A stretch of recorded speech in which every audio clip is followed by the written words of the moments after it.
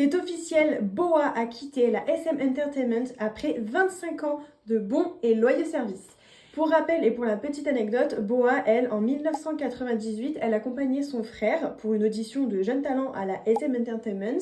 Et en fait, c'est elle qui a été remarquée par l'agence.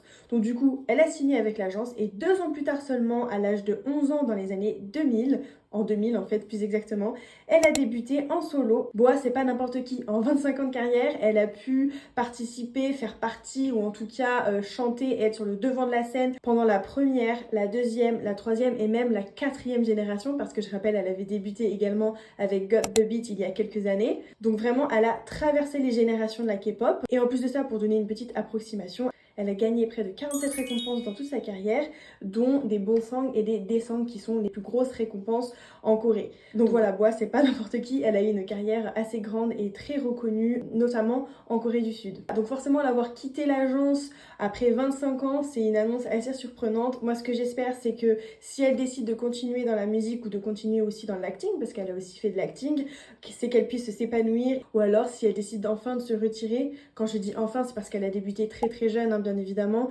j'espère qu'elle pourra se reposer et vivre une vie paisible. N'hésitez pas à me dire vous ce que vous en pensez, c'est quand même une grosse annonce et un gros choc pour les fans de K-pop.